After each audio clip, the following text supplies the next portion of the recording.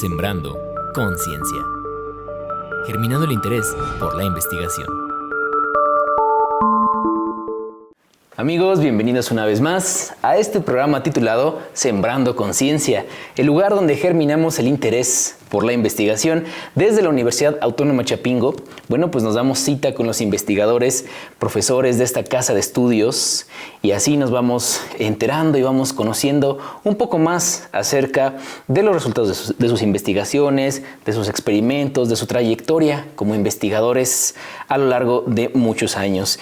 Y hay, bueno, por ejemplo, investigadores muy jóvenes, como en esta ocasión, que tenemos el gusto y el agrado de tener como invitado al doctor Noé Velázquez López. Doctor, bienvenido. Gracias, buenas tardes. El doctor Noé Velázquez López se graduó como ingeniero mecánico agrícola en 2005 por la Universidad Autónoma Chapingo. Cuenta con una maestría en ingeniería agrícola con especialización en visión artificial y un doctorado en ingeniería agrícola con enfoque en robótica agrícola en la Universidad de Agricultura de Tokio. El doctor Velázquez López se distingue por sus investigaciones en automatización y robótica aplicada a la agricultura. Además, lidera el proyecto institucional Robot Agriculture Voltan, desarrollado en la Universidad Autónoma Chapingo, que ha resultado en la creación de 8 patentes en su modalidad de diseño industrial y modelo de utilidad. Lo anterior, producto de tesis dirigidas de licenciatura, maestría y doctorado. Actualmente, es responsable técnico del proyecto denominado Desarrollo de Esquema de Automatización de Siembra y Valoración de Tractores de 2 ruedas para Análisis Ciclo de Vida. Actualmente es profesor investigador de tiempo completo en el Departamento de Irrigación, además de formar parte del núcleo académico básico del programa de posgrado en Ingeniería Agrícola y Uso Integral del Agua, IAUIA. Como pueden ver, el doctor tiene una gran formación y experiencia en generación de tecnología, y justo es el tema del que platicaremos el día de hoy: robots en la agricultura. Doctor, pues vamos a comenzar con esta entrevista que vaya que es un tema interesante, amplio y pues muy de actualidad. Así es. Doctor, ¿podría platicarnos un poco más cuál fue la motivación por la que decidió explorar el diseño de los robots para la agricultura? Mira, bueno, esto tiene que ver desde que tuve la oportunidad de hacer una estancia preprofesional con la Universidad de Agricultura de Tokio, con la cual, por cierto, Chapingo tiene un convenio desde hace más de 20 años. En esta universidad tuve la oportunidad de hacer una estancia en el laboratorio de robótica en agricultura. Ok. Y bueno, para mí fue una gran experiencia por la cantidad de tecnología que estaban desarrollando a ese momento, ¿no? Comparado con lo que estábamos haciendo en México. Entonces, eso me llevó a la búsqueda de una beca para poder estudiar la maestría y el posgrado allá, el doctorado. Claro. Entonces, pues por ahí va desde ese punto, y después en esa parte de maestría y doctorado tuve la oportunidad de visitar un museo de agricultura que tiene que ver con el tema de mecanización en la agricultura. Bueno, en ese museo lo que me llevó un shock tremendo cultural es que en la entrada había una maqueta de una yunta. Y sí, claro, en la explicación decía que la fuerza animal en Japón se dejó utilizar en los años 60. Entonces me dije, y me di la tarea pues de buscar, pero en México es algo común, claro, a la actualidad. No necesariamente porque no se requiera, pero a lo mejor porque no hay quien lo pueda hacer o que lo esté haciendo, ¿no? Claro. Entonces, para mí esa fue una de las motivaciones. Y otra muy particular que tengo del Estado de México, que es donde yo soy originario, es las flores de corte, donde desafortunadamente, no sé, a veces por necesidad, las personas que trabajan ahí se dedican por las que aplican los pesticidas, fungicidas. Claro. Pues son personas que no utilizan el equipo adecuado, exacto. Ajá. Entonces por ahí quiero desarrollar un poquito desarrollar la tecnología, pero además que ayude en estas cuestiones que son peligrosas. Claro. Pues sin duda desde la carrera usted empezó a decantarse ya por esta rama del conocimiento como los robots, la robótica dentro de la agricultura. Y ya en su doctorado usted desarrolló un robot para trasplante en invernadero. ¿Podría platicarnos o compartir su experiencia al desarrollar este tipo de investigación, por favor, doctor? Sí, este robot que comentas estaba ya en desarrollo cuando yo hice mi estancia. Ok. Y en realidad para mí fue una motivación muy grande porque en esa ocasión pues yo participaba como estudiante de intercambio de Chapingo con ellos. Y tuve la oportunidad de primero conocer un poco de otras investigaciones, pero además de conocer el trabajo de otros investigadores. Claro. Cuando llegué y tuve la oportunidad de ganar la beca a través de la Embajada de Japón en México, me integré al desarrollo de este proyecto, que es un robot para siembra en invernaderos. Y a la par tuve la oportunidad de convivir con otros investigadores que tienen que ver con esta área. Entonces eso nutre mucho la parte de investigación, porque no solo lo que tú haces, sino lo que ves en otras áreas que están haciendo, ¿no? Este robot, como lo comento, llevaba ya algunos años de desarrollo, y a mí me tocó la parte de automatizar la recarga de charolas, porque hasta ese momento llevaban solamente 2 charolas, y eso era para cierta área, y a mí me tocó automatizar para que fueran, en lugar de 2, que sean 4, 6 o 8. Claro. Y otra parte que me tocó hacer es la parte de cómo ubico el robot en el terreno. Si tenemos un terreno agrícola, regularmente no sabemos dónde está el robot, o tiene que saber en qué posición está para que pueda hacer las labores. Entonces esas fueron las partes que me tocó hacer de este proyecto. Bien, y como pues joven, porque era joven cuando empezaba el doctorado, ¿qué sintió al tener esta experiencia, al tener este cúmulo de conocimientos, como lo comenta, con otros investigadores, con otros profesores, que usted había salido recién de la carrera, luego la maestría y el doctorado? Era joven, ¿qué sintió en ese momento? Pues fue una experiencia muy grata, pero además muy motivante, porque al inicio yo era un estudiante visitante y conocía el trabajo de estas personas, y jamás me imaginé que iba a estar en una sala en algún momento, en un congreso, compartiendo la mesa de trabajo, ¿no? Wow, claro. Entonces esa experiencia es muy motivante, porque pues dices, oye, ya estoy con estas personas que para mí era en algún momento algo lejano, pero ahora estamos en la misma área haciendo investigaciones parecidas, y pues eso motiva mucho para seguir pues esforzándote al final de cuentas, porque tienes que terminar los requisitos para poderte titular. Pero pues definitivamente fue una gran motivación, y pues el esfuerzo tiene que ser continuo, ¿no? Y más en una cultura como la japonesa, pues allí no es pues prácticamente no se tienen vacaciones, entonces hay que sacrificar mucho para lograrlo, pero pues aquí estamos ya. Claro, y de pronto también es una diferencia, como lo comenta, entre la cultura mexicana de nuestro país y la cultura japonesa. ¿Cómo fue ese reto de adaptarse a estas condiciones de trabajo de la cultura japonesa? Sí, mira, yo ya pues tomé unos cursos aquí en el Centro de Idiomas de la universidad, que por cierto, si los que están viendo tienen interés, acérquense al Centro de Idiomas. Claro. Llevaba cierto nivel de japonés, no era, pues según ya había cursado 5 o 6 niveles, no recuerdo, pero al llegar allá te das cuenta que no es suficiente, ¿no? Claro. Entonces el primer reto en realidad fue, yo tomé un curso por la misma beca, de un curso intensivo de japonés por 4 meses. Y lo que me ayudó muchísimo a mí fue que al laboratorio al que llegué no había extranjeros. Yo era el único extranjero, y el profesor con el que me tocó, no sé si no le gustaba hablar inglés o no intentó hablar inglés conmigo. Entonces era japonés o japonés. Y así. Y de repente, cuando veía que ya no entendía, sacaba su diccionario y en el pizarrón escribía alguna palabra en inglés para que más o menos me ubicara en qué tema estábamos, ¿no? Y otra característica importante fue que ya cuando empezamos las clases ya de la maestría, llegó y me compró un libro del tema, que es Visión por computadora, fue de mi tesis de maestría, y me dijo, estúdialo. Y además me dijo, en 6 meses tenemos un congreso en tal parte, ¿qué vas a llevar de tema? Para presentar. Para presentar. Wow, 6 meses antes de que, ni siquiera había iniciado la maestría. Entonces creo que fue el congreso al que más preparado he llegado en mi vida, ¿no? Lo preparas también que, pues es una cultura diferente, ¿no? Entonces eso me obligó a estar muy constante, a estudiar mucho, porque en realidad es un idioma complicado, pero pues se puede aprender, ¿no? Muy bien, doctor. Pues sin duda es una experiencia bastante valiosa que tenemos en este programa de Sembrando Conciencia y que nos engalana en este episodio. Pero sigamos, regresemos a la entrevista, a los robots, a la robótica. Y doctor, explíquenos un poquito qué es un robot con configuración skid steer. Bueno, ese es un robot que no tiene una dirección mecánica o hidráulica como los vehículos o como los tractores, o sea, que tenga un volante que puedas tú cambiar la dirección de las ruedas de enfrente. Este tiene una configuración fija, las ruedas están fijas y tú lo haces girar por diferencia de velocidad. haces girar más rápido a un lado que el otro y entonces tiende a hacer un giro. Un giro más. Y si lo más haces amplio. así, y si lo haces girar en sentido opuesto, pues gira en su propio eje. O sea, un lado para atrás y otro para adelante, gira en su propio eje. Da la vuelta de 360 grados. Así es, y eso permite que los giros sean muy reducidos. El radio de giro prácticamente es cero en ese caso.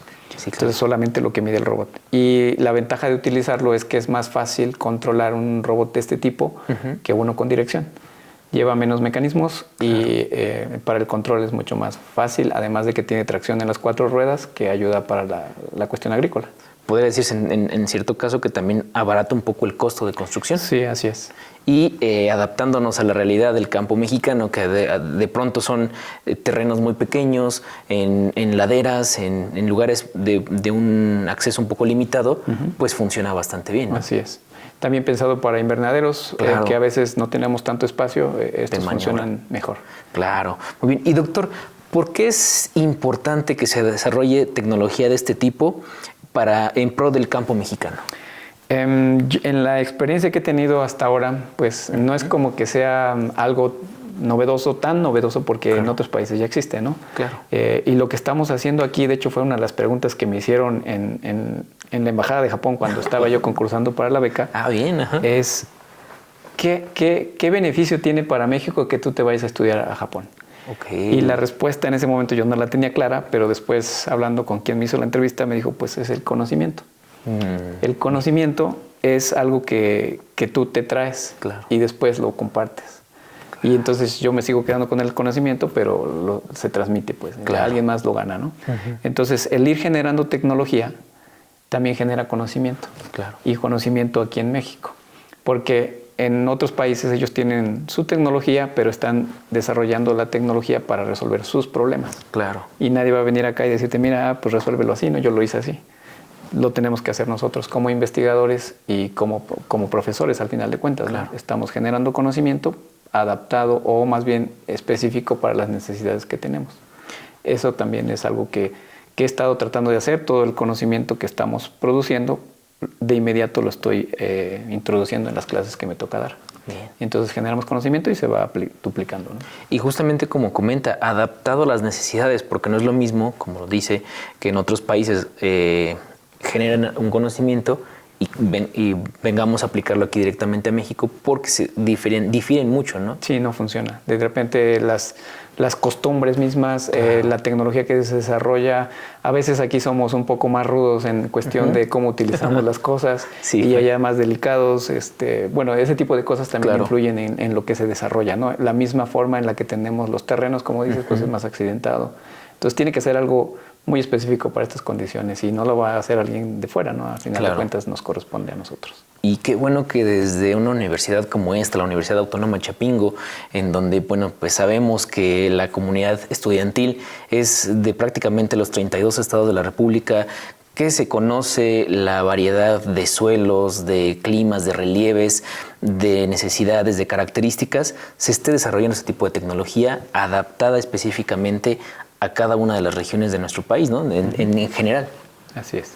Doctor, sin duda es un proyecto de gran interés, lo seguimos repitiendo, y que ha sido desarrollado por usted aquí en la universidad, es el robot agrícola Voltan. Y recordaremos que hemos visto reportajes, entrevistas, cuando empezó a desarrollar este robot hasta actualmente la fecha, que lleva un desarrollo bastante amplio. Pero platíquenos, explíquenos un poquito más qué es Voltan y en qué se diferencia de otros robots agrícolas. Bueno, en realidad quiero comentar que este desarrollo es pionero en México, no solo en Chapingo. Sí, es pionero en México porque hasta ese momento, cuando empezamos a desarrollarlo, por allá en 2014, no había ningún robot agrícola en México. Sí. Entonces, eso pues es de orgullo para México y para Chapingo sobre todo, ¿no? Entonces, esto empezó con un curso en el posgrado de IAUIA. Este curso se llama precisamente robótica, que es uno de los que me toca impartir. Y hasta ese momento pues no había como tal un robot. Entonces yo propuse a los estudiantes que en aquel entonces estaban ahí que deberíamos desarrollar un robot. Bueno, obviamente basado en la experiencia que yo ya tenía del doctorado, ¿no? Pues les gustó la idea, empezamos a desarrollar al principio muy básico porque no teníamos antecedentes de electrónica, de programación, de computación. Mecánica sí, pero claro. lo demás era como que ir explorando, ¿no? Entonces empezó el desarrollo por ahí, empezó a avanzar bien. Desafortunadamente cuando empiezas un proyecto de ese tipo, pues casi no hay apoyo, ¿no? Claro. Sí, Entonces sí. eso dificulta un poco las cosas, pero afortunadamente los resultados se fueron dando hasta el 2017 que tuvimos la oportunidad de participar en el concurso, un Field Robot Event, que se lleva principalmente en Europa. Esta ocasión fue en el Reino Unido, en la Universidad de Harper Adams.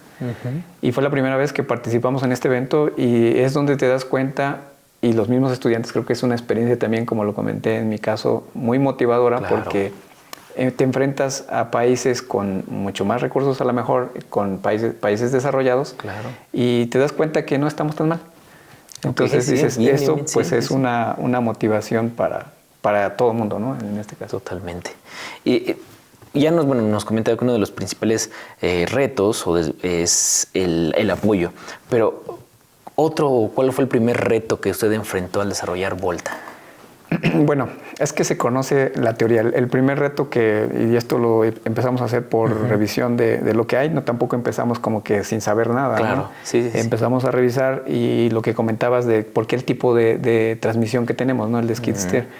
En realidad fue una revisión y el resultado fue que es mejor este tipo de transmisión que una convencional, ¿no? Claro. Ese fue el primer paso, entonces empezamos a decidir y a construir. Pero cuando empiezas a construir, de repente te encuentras con detalles como que la potencia del motor no era la adecuada, como que el sistema era rígido y además, como es rígido no tiene estabilidad en suelos agrícolas. Lo probábamos en los salones o en lugares con asfalto y pues ahí funciona bien. Pero ya cuando lo llevas al terreno, entonces ahí empiezan los problemas, ¿no? El primer problema fue ese, de hecho, aunque sí lo presentíamos, lo notábamos, pero es parte del ir construyendo el conocimiento. Claro. Entonces lo construyes de una forma y de repente no funciona y vuelves a construir y es donde se empieza a generar el conocimiento. Y de hecho la primera patente que tenemos tiene que ver con un sistema de suspensión que desarrollamos para que el robot pueda moverse en campos agrícolas, ¿no? En terrenos agrícolas sobre todo. Claro. Justamente tocó un punto importante que nosotros queremos recalcar y resaltar aquí en Sembrando Conciencia, que es que la investigación no va a salir a la primera. No. ¿Cómo enfrentó usted los sinsabores, de repente pues sí hay las decepciones, ¿no? de esos proyectos? ¿Cómo lo enfrentaba usted y pues ahora como investigador, cómo lo ven en retrospectiva? Bueno, en realidad muchas cosas a veces ocurren por presión, ¿no? Claro. A veces son los tiempos los que nos hacen ser muy creativos. En el caso de los estudiantes de posgrado, sobre todo, que ya se les va a acabar el tiempo y aún no hay resultados, claro. Eso te hace ser muy creativo y pues te hace trabajar al doble, ¿no? Claro. Una de las cuestiones que recuerdo que pues pasó y no sabíamos cómo resolver es en el primer concurso en el que participamos. La parte de la suspensión, eso fue como que más, un poco más de pensar, no nos costó tanto trabajo, pero era resolver un problema de que patinaba y no se movía en el terreno. Eso lo pudimos resolver no tan presionados. Pero la otra, en el concurso que te comenté, era el robot tenía que navegar de manera autónoma por los terrenos. Y los países desarrollados lo hacen con un LIDAR, que es un sensor que en ese entonces, no recuerdo, hicimos la cotización, pero más o menos andaba en $10,000. Entonces, pues no teníamos forma de comprarlo, ¿no? Claro. Lo que hicimos fue utilizar lo que yo ya sabía, que es la visión por computadora. Bien. Entonces, teníamos un código por ahí que yo de inmediato empecé a enseñar en el posgrado para seguir a una persona. Y afortunadamente uno de los estudiantes que inició el proyecto se interesó mucho en esta parte de la visión por computadora y se fue a hacer una estancia en el Politécnico. Bien, regresó y ya traía un software que desarrolló allá para detectar cultivos, plantas. Y entonces en una de estas cuestiones yo estaba pues ya presionado porque ya íbamos a ir al concurso y el robot no sabía navegar todavía solo, ¿no? Sí, claro. Entonces ya íbamos como, ¿qué vamos a hacer ahora, no? Porque ya estábamos ahí comprometidos que vamos a ir y pues en realidad no sabe hacer nada, ¿no? Entonces, pues yo creo que fue como lo dicen los cantantes, a veces un ratito de inspiración. Se me ocurrió combinar los programas y resulta que lo llevé al campo a probar porque ya estábamos todos en preparativos y funcionó. Y entonces funcionó, lo demás fue calibrar por aquí y por allá, pero ya funcionó y se fue en el terreno. Y entonces, ¿cómo te digo? Resolvimos un problema que nos hubiera costado $10,000 más lo que costara la computadora. Claro. Con una cámara web que cuesta $1,200 más lo que pueda costar la computadora, ¿no? Y pues eso fue una de las satisfacciones que tuvimos, pero fue como que la presión que existía en ese momento, ¿no? De llevarlo, bueno, sobre todo de llegar allá y resolver un problema, ¿no? Pero además había trabajo ya atrás, pues este estudiante que te digo que ya había hecho ese resultado, el otro programa que teníamos, entonces pues como que ir viendo ahí, armando las piezas al final de cuentas, ¿no? Pues sin duda, como dice usted, lo dijo los cantantes, pues hizo una poesía dentro de la robótica porque mezcló los dos programas, bueno, combinó, adaptó y funcionó. Así es. ¿Y cuál fue el resultado entonces en esta competencia de ahí en Reino Unido?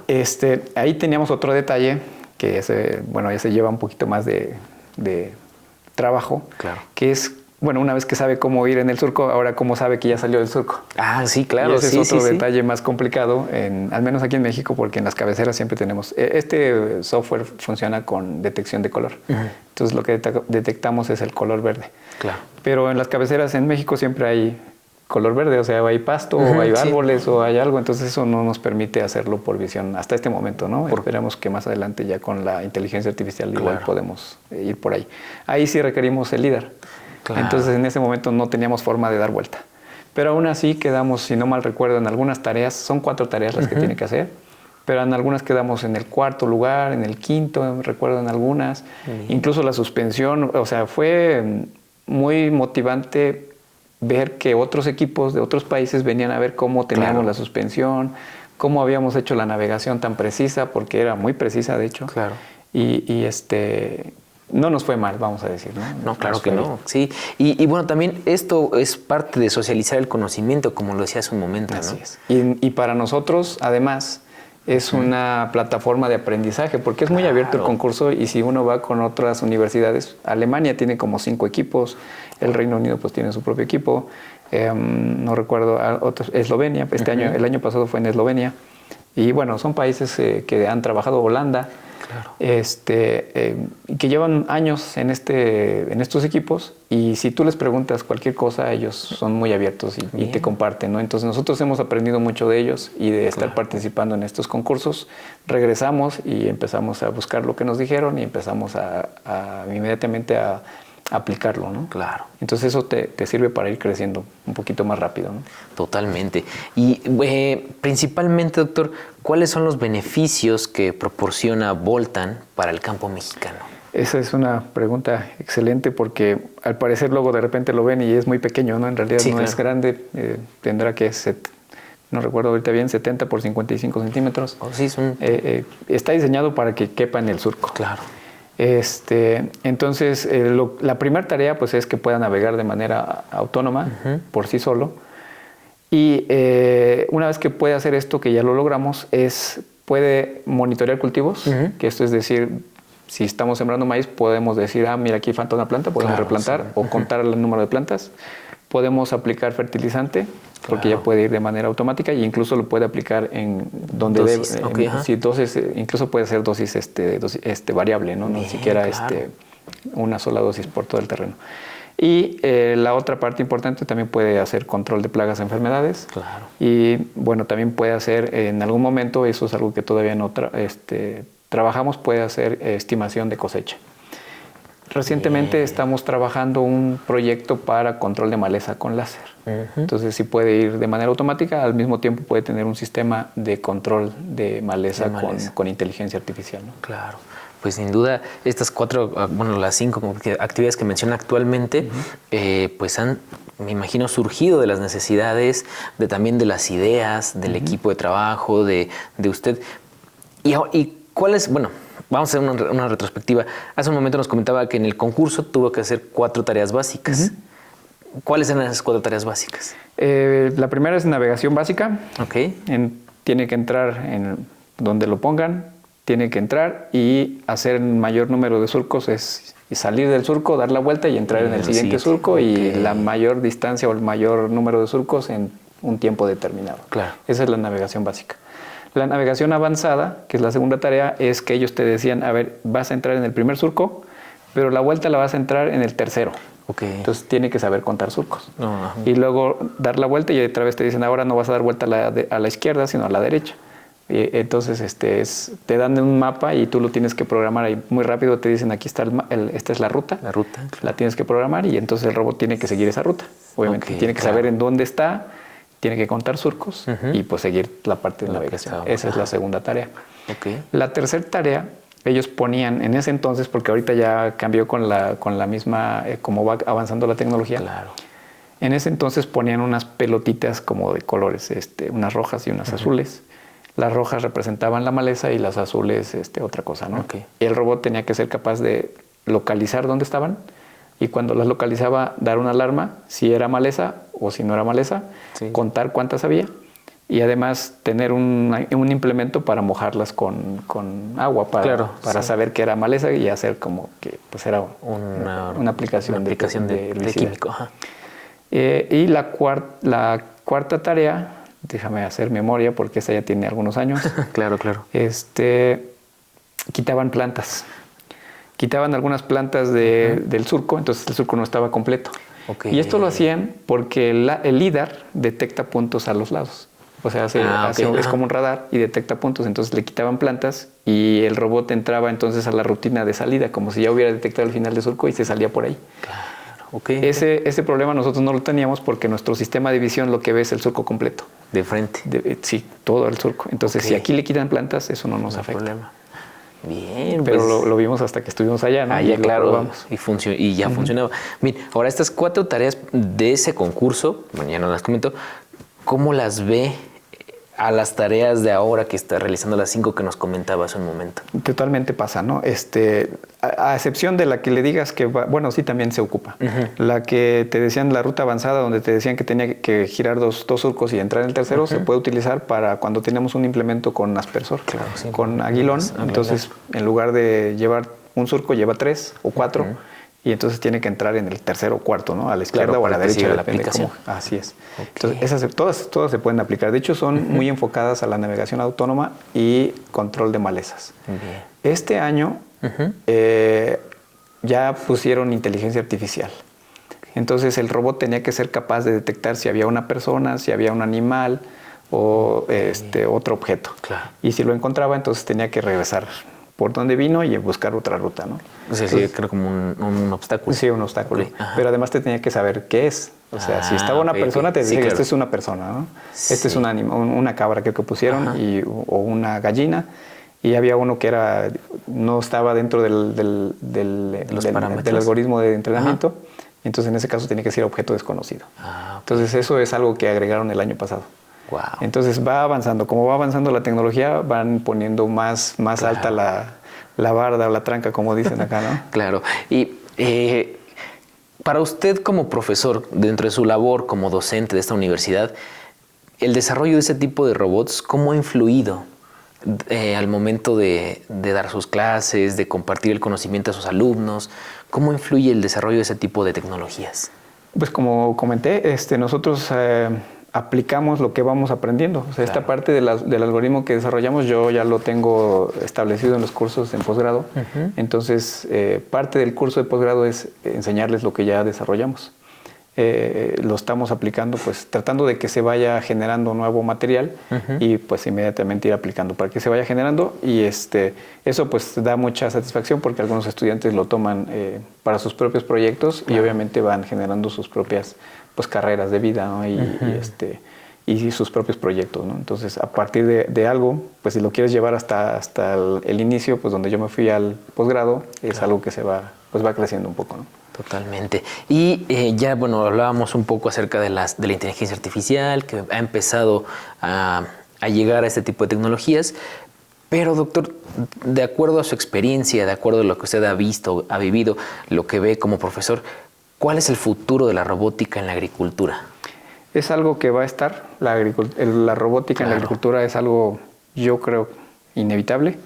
No es que vamos a dejar de tener personas en el campo, eso no lo veo así. Claro. Más bien es un aporte, un apoyo para las actividades que son muy complicadas o que son peligrosas incluso, o algunas que son muy monótonas, ¿no? ¿Por qué tienes una persona haciendo algo que es muy repetitivo? Claro. Mejor que sea una persona, ¿no? Entonces, va a estar. En México pareciera que hay mucha mano de obra y mucha gente dice que así es, pero en realidad hay zonas donde ya no hay mano de obra. Claro, sí, ese es un problema Es también. un problema que está surgiendo y tenemos que resolverlo de alguna manera, y esto va a ser con las máquinas. Digo, Japón, por ejemplo, ellos resolvieron la falta de mano de obra con máquinas, ¿no? Entonces, ahora las familias que se dedican a la agricultura, pues lo pueden hacer porque tienen mucho equipo. Claro. Que les ayuda a hacer las cosas más rápido, ¿no? Entonces, una familia pequeña puede encargarse de una granja, ¿no? Claro. Y bueno, también a lo mejor pensando de repente no en las grandes extensiones de cultivo, volviéndonos a la realidad de nuestro país, pues son extensiones a veces pequeñas, como lo comentábamos, en lugares de acceso limitado, y esto muchas veces ayuda, ¿no? Los robots ayudan. O como lo comentaba en un principio, la aplicación de ciertos productos agrícolas que resultan peligrosos para el ser humano, ¿no? Como el caso de la flor de corte. Así es. Doctor, ¿qué le diría usted a aquellos estudiantes, no solo de la universidad, sino de las ingenierías a lo largo de nuestro país que vean este programa, que escuchen este programa, que deseen desarrollar proyectos como estos y que aún no se animan? ¿Qué les diría usted para que venzan este temor? Pues hay que empezar. Es que en realidad hay que empezar, porque si no se empieza, no podemos saber en realidad. Porque en nuestra mente luego nos imaginamos cosas y dicen, pues sí va a funcionar, ¿no? Claro. Y si no damos el primer paso, nunca va a ocurrir nada, ¿no? Entonces hay que empezar. Se van a topar con paredes muy altas de repente, pero hay que seguir poco a poco. Se pueden ir logrando los avances que uno vaya poniendo interés. Hay que ir resolviendo problemas poco a poco. No se puede resolver todo a la vez, eso claro. Que quede claro. Hay que ir paso por paso y al final pues van a lograr hacerlo, ¿no? Lo importante es empezar. Claro. Se ha probado ya, bueno, sabemos que tienen que hacer pruebas para el robot, para el desarrollo de tecnologías, pero se ha probado, por ejemplo, en alguna parcela demostrativa, en algún huerto demostrativo. Sí, de hecho es algo que me faltó. Otro de los implementos que tenemos es claro. una sembradora de grano. Tenemos dos sembradoras, una de granos medianos le llamamos, que es maíz, frijol sobre todo, ese tipo de granos, y la otra para granos pequeños, que es alfalfa, cebada, sí. Incluso fertilización granular. La primera, la de granos medianos, estamos ahorita en colaboración con CIMI, también tenemos una patente. Bien. Bueno, las dos sembradoras están patentadas ante el INPI, el Instituto Mexicano de la Propiedad Industrial, y tenemos una colaboración con CIMIT, que de hecho también es otra historia interesante, porque claro. Yo conocí a la persona, Yele Balún, que es, él estaba encargado del área de mecanización del CIMIT hace varios años, y cuando empezamos el desarrollo del robot, él estuvo muy interesado en esta área. Claro. Y recientemente, de hecho el año pasado, iniciamos un convenio de colaboración con ellos. ¿Qué? Y estamos probando precisamente la sembradora en las parcelas de ellos. Ellos también ya están en esta parte pues ya con mucho tiempo, pero básicamente por la misma área, ¿no? La idea es que ya pueda hacer el robot. Hicimos una primera prueba manual con control remoto. La sembradora es autónoma, pero el guiado del robot sí tiene que ser. En este caso no tenemos la guía de las plantas. Sí, claro. Entonces ahí no hay nada, y estamos trabajando en el desarrollo de algoritmos que nos permitan hacer la siembra de manera automática. Okay. Esperemos ya pronto tener ahí un resultado. De estos implementos surgen de la necesidad, pero ¿cuál ha sido el proceso para este desarrollo de los implementos?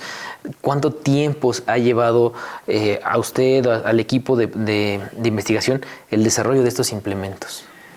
Yo creo que es una pregunta difícil de contestar, porque no solamente es una persona la que trabaja ahí. Sí, claro. En algún momento por ahí nos pidieron una cotización y nos decían que incluso hay que poner las horas en que tú te sientas a pensar. Sí, y claro. Eso es difícil de poner, ¿no? Porque a veces uno está acostado y de repente vienen las ideas, ¿no? O te estás bañando y ahí están las ideas. Llega la inspiración, ¿no? Entonces, como sí, claro. Es difícil de ver cuánto tiempo. Pues prácticamente desde que empezamos. Este proyecto lleva pues ya un poquito más de 10 años, 2014 justo. Entonces ya llevamos ahí algunos resultados, pero sí hay pues 10 años, si lo quieres poner así en perspectiva. Sí, claro. Y pues lo que falte, ¿no? Claro. ¿Y cuántas modificaciones se le han hecho al robot desde que empezaron con los primeros prototipos hasta el que actualmente tenemos en estos 10 años? Vamos 4 versiones. Ok. La primera no existe más porque esa la retomamos, o sea, la volvimos a reconstruir toda. Ok, claro. Pero la segunda versión sí ya está por ahí. La tercera también. Y ahorita que empezamos a hacer pruebas con CIMMYT e incluso algunas pruebas que hicimos en Cenema para ver cuánto puede jalar, ya vimos algunos detalles que tiene de construcción mecánica. Claro. Entonces esos hay que volver a rediseñar, a mejorar exactamente. Claro. Entonces pues esperemos seguir construyendo y sobre todo aprendiendo, porque una vez que construyes aprendes. Claro. ¿No? Y después tener estas pruebas anteriores en un museo, ¿no? Para que se vea el desarrollo, cuál fue. Sí. Doctor, la experiencia, la inventiva, es interesante escucharla desde la voz de los investigadores, como es su caso, y de este calibre, pues más, ¿no? Todavía. Y más aún que hay creaciones como modelo de utilidad, diseño industrial y patente. ¿Nos podría indicar cuál es la diferencia entre estas? Sí, una patente es cuando tú creas algo novedoso, nuevo, que no existe. Esa es la patente. El modelo de utilidad es cuando tú mejoras una aplicación de algo, como nosotros en el caso de la suspensión. La suspensión ya existe en varias áreas. Nosotros lo que hicimos fue colocar un sistema con resortes. Entonces, eso fue la invención en el caso del modelo de utilidad. Y en el caso de las sembradoras también son modelos de utilidad porque las sembradoras también ya existen. Claro. No puedes reclamar algo que ya está inventado, ¿no? Entonces, más bien es qué mejoraste de eso para que pueda ser, pues, sea otorgado el modelo de utilidad. Entonces, ahí viene esa parte de mejorar algo que ya existe, entonces te dan un modelo de utilidad. Y la otra parte es el modelo diseño industrial. En este caso, si tú haces un diseño, que básicamente es un dibujo de, por ejemplo, el chasis, la carrocería, o puede ser incluso ropa, eso puede entrar como diseño industrial. Y ya es un poquito más fácil el proceso, ¿no? En el caso de las patentes, a veces tarda hasta 4 años, ¿no? Wow, tenemos algunas ingresadas que sí tardaron, bueno, fueron rápidas, pero puede tardar desde 2 hasta 4 años, ¿no? Sí, entonces sí lleva un poquito de tiempo eso. Muy bien. Y doctor, en el desarrollo de Voltan, fue un estudiante asesorado por usted el que le ayudó a desarrollar un sistema que distingue las tonalidades de verde, porque sabemos que no con la cantidad de luz va distorsionándose. ¿Nos podría platicar cómo fue este proceso hasta llegar al resultado? Sí, él fue de hecho como empecé a ver la parte de visión por computadora. Él es el que comenté que se fue a hacer la estancia después. Al Politécnico. Bien, así sí, es. Claro. Entonces, él, pues el problema que existe en el campo es que la luz cambia conforme va pasando el día y también si está nublado o no está nublado. ¿No? Entonces, en la visión por computadora es un problema serio porque no, tú puedes programar tu video o tu cámara para que esté en ciertas características, en ciertos parámetros, pero si cambian las condiciones de luz, entonces tienes que cambiar en la programación también. Bueno, este estudiante desarrolló un algoritmo que detecta los cambios de luz y entonces ajusta automáticamente el programa para que siga detectando el color verde, que en este caso. Entonces, como lo hace de manera automática, siempre detecta el color verde. Entonces, eso fue la gran aportación de este estudiante. Y la otra parte, pues que te digo, es la combinación con el que sigue a una persona. Entonces, eso nos permite que sigan. Bueno, puede seguir a una persona y también puede guiarse por el color verde. Que incluso también entre cultivos el verde cambia, ¿no? Las tonalidades son distintas entre, no es lo mismo el maíz, que la caña de azúcar, que las flores de corte, en fin. Sí, bueno, en ese caso, como tenemos un rango, más o menos tenemos todos los rangos de verde. Lo que hace este programa es decir, mira, hasta aquí llega el verde, pero si la luz cambia, este punto donde corta el verde se mueve a la izquierda o se mueve a la derecha. Entonces, lo que hace es buscar ese punto de manera automática y entonces cortar ahí y tenemos todo el rango de verdes. Sí, muy bien. Doctor, y si alguien que nos está escuchando, algún alumno de esta casa de estudios, algún alumno de otras carreras que tengan que ver con ingeniería, con mecánica, está interesado en temas como robótica, el desarrollo de mecanismos y sistemas, ¿cuál sería su recomendación para que inicie dentro de este mundo con el pie derecho? Pues a veces, bueno, sí conviene hacer una revisión de lo que ya existe porque no podemos empezar de cero, eso llevaría mucho tiempo. Entonces sí hay que revisar lo que ya existe y a partir de ahí ver qué es lo que más conviene y qué pudiéramos construir más rápido, ¿no? Una forma de generar conocimiento es construir, o sea, generar primero la tecnología y después vemos cómo funciona, ¿no? A veces pareciera como que a prueba y error, pero en realidad es así como funciona, ¿no? Se genera el dispositivo y cuando lo pruebas es cuando realmente ves si sirve o no sirve, ¿no? Y empiezas a mejorar sobre eso, sobre una primera idea. Entonces hay que construir a lo mejor hasta prototipos pequeños, ¿no? Que estén al alcance. Y pues la otra, pues si están interesados en estos temas, que pues nos visiten, estamos abiertos a mostrar el equipo. Tengo estudiantes que son de otras universidades, por ejemplo, ahorita tengo uno que estudió en la UAM, Ingeniería Mecánica. He tenido de otras carreras, entonces pues cualquiera puede llegar y ser parte del posgrado, no sé si así lo decidieran. Bien, hablando de este contacto, si alguien está interesado en contactarlo, saber más del tema o desarrollar una investigación dentro de este proyecto, de esta línea, ¿cómo pueden contactarlo? ¿Por algún correo? ¿Dónde lo podemos ubicar? Me pueden contactar al correo nvelazquezl@chapingo.mx y con gusto ahí después nos podemos poner de acuerdo. Bien, para quienes nos están escuchando a través de Radio Chapingo, el correo, repetimos, es nvelazquezl@chapingo.mx. Muy bien, y para quien nos está viendo a través de redes sociales, bueno, va a estar apareciendo en pantalla este correo institucional del doctor Noé Velázquez López. Y doctor, usted tocaba un punto importante hace un momento, de que parece prueba y error, pero hay que construir y después desarrollar. ¿Qué consejo le daría no solo a los alumnos que tengan que ver con ingeniería, con mecánica, sino a los alumnos o a los nuevos profesionistas que deseen ingresar a la parte de la investigación? Bueno, para la investigación hay que tener una vocación, en realidad, porque no es, a veces no es para todos. Claro. Hay que ser muy autodidactas en algunos casos, porque, bueno, y en mi caso, ¿no? Al inicio pues tenía un poco más de tiempo, por así decirlo, para dedicarle a los estudiantes, pero como va pasando el tiempo, de repente tienes otras actividades y tienes menos tiempo para atender a los estudiantes, ¿no? Entonces, en ese caso sí tendrían que tener un poquito de, o bastante, ¿no? De ser autodidactas para que puedan pues ir proponiendo incluso ideas, ¿no? Porque a veces muchas de las ideas que proponemos son porque las leímos, las vimos en alguna parte o se nos ocurrieron y pensamos que pueden funcionar, entonces hay que ir por ahí, ¿no? Y la otra, pues sí tienen que ser muy como constantes, ¿no? No puedes hacer investigación si de repente te vas unos días y dejas el trabajo por ahí, ¿no? Hay que ser constantes para que vaya pues avanzando, aunque sea poco a poco, pero sí tiene que haber constancia. Muy bien. Pues doctor, sin duda nos ha dejado con un buen sabor de boca en Sembrando Conciencia. ¿Algo más que desea agregar, doctor? Pues nada, que todo es posible. Yo les recomiendo que estudien idiomas, no solamente japonés, como lo mencioné en algún momento, pero otros idiomas, por lo menos 2, porque eso les va a abrir puertas en otro momento, ¿no? Y la persona que esté mejor preparada, pues va a obtener o va a ganar más cosas, ¿no? Entonces, pues no dejen de fuera los idiomas, y que es importante también para la investigación.